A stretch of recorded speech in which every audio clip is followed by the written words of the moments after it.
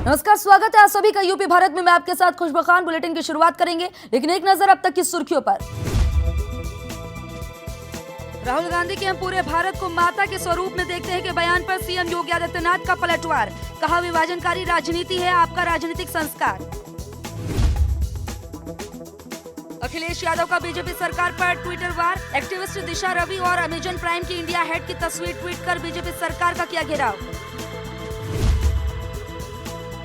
विधान परिषद की कार्यवाही शुरू होते ही मचा हंगामा। विपक्ष के हंगामे के बाद लगातार 2 बार स्थगित हुई सदन की कार्यवाही।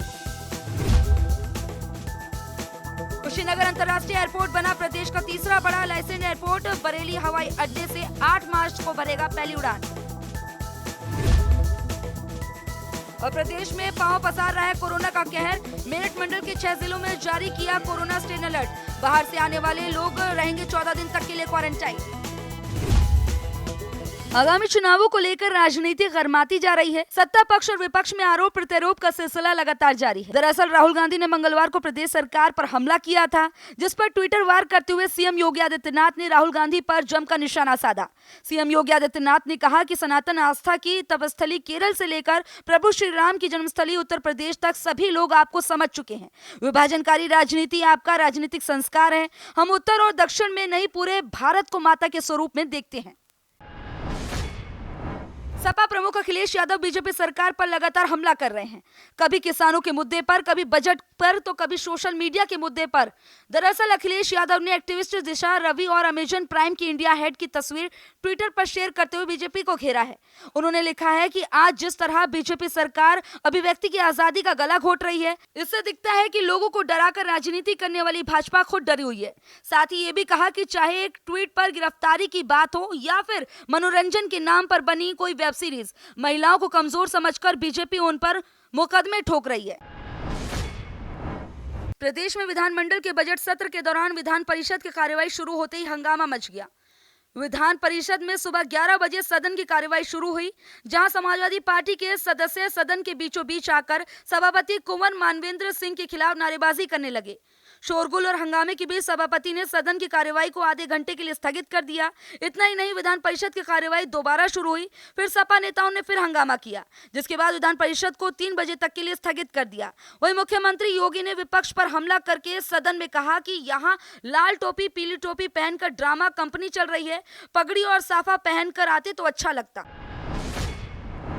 देश में कोरोना एक बार फिर से पांव पसारने लगा है। वहीं दूसरी तरफ सीएम योगी आदित्यनाथ ने भी बढ़ते मामले को देखते हुए अधिकारी को दिशा निर्देश दे दिए हैं। दरअसल राजधानी दिल्ली में कोरोना संक्रमितों की संख्या बढ़ती ही जा रही है।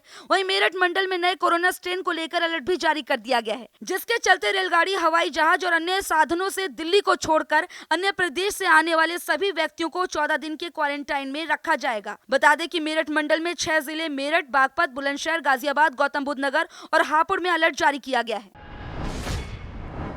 खबर जालौन से आ रही है, जहां शराब पार्टी के बाद 2 व्यक्तियों की संदिग्ध परिस्थितियों में मौत हो गई।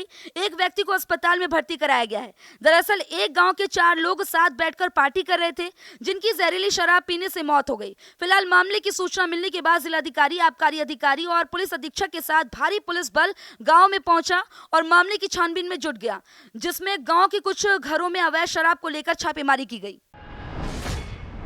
कुशीनगर में अंतर्राष्ट्रीय एयरपोर्ट से वायु सेवाओं के संचालन के लिए भारत सरकार ने 22 फरवरी 2021 को एरोड्रोम लाइसेंस मुहैया कराया, जिससे लखनऊ और वाराणसी के बाद कुशीनगर उत्तर प्रदेश और तीसरा लाइसेंस एयरपोर्ट बन गया है। अब तक प्रदेश में कुल 9 हवाई अड्डे तैयार हो गए हैं। बता दें कि बरेली हवाई अड्डे से पहली उड़ान 8 मार्च 2021 से शुरू हो रही है। साथ ही कुशीनगर हवाई अड्डे को आम जनता के लिए लाइसेंस दिया गया है। मेरठ में जमीन विवाद को लेकर खूनी संघर्ष हो गया। 2 पक्षों के लोग आपस में ही भिड़ गए, जिसमें कई महिलाओं समेत 6 लोग गंभीर रूप से घायल हो गए। मामूली विवाद के चलते एक पक्ष ने दूसरे पक्ष के लोगों पर लाठी डंडों से वार कर दिया, उन्हें लहूलुहान कर दिया। जिसके बाद पीड़ित पक्ष के लोगों ने थाना प्रतापपुर जाकर मामले की शिकायत की, जिसके बाद पुलिस ने उन्हें इलाज के लिए अस्पताल में भर्ती कराया। फिलहाल पीड़ितों की तहरीर पर पुलिस ने मामले की छानबीन शुरू कर दी है। क्या हुआ तुम्हारे साथ? जी हमारी जमीन पर कब्जा कर रहे हैं और हम मना कर रहे हैं, तो और हमारे साथ डंडे लेकर मारपीट करी है जी। कौन लोग और कहाँ पे जमीन है बिक्रम सिंह है, गिरीलाल है, ये है जी रविंदर है। जमीन कहाँ पर आपकी? जमीन पुट्ठा रोड पे है जी, रिठानी में। कितने लोगों के साथ मारपीट हुई है? मारपीट करी है हमारे साथ तो 5-7 के साथ हुई है, 50 आदमी। देश प्रदेश में 3 महीनों से चल रहे कृषि कानूनों के खिलाफ किसानों के आंदोलन की आंच अब अवध और पूर्वांचल तक पहुंच चुकी है। दरअसल भारतीय किसान यूनियन के अध्यक्ष नरेश टिकैत किसान महापंचायत को संबोधित करने बाराबंकी पहुंचे, जहां टिकैत ने कृषि कानूनों को वापस लेने के मुद्दे को उठाया और केंद्र सरकार और प्रदेश सरकार पर जमकर निशाना साधा।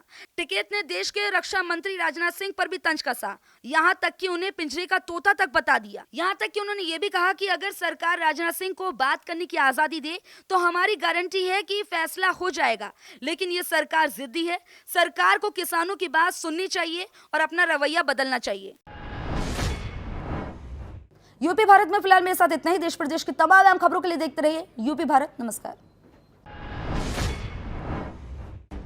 उत्तर प्रदेश की हर खबर से रूबरू होने के लिए लाइक और सब्सक्राइब करें यूपी भारत।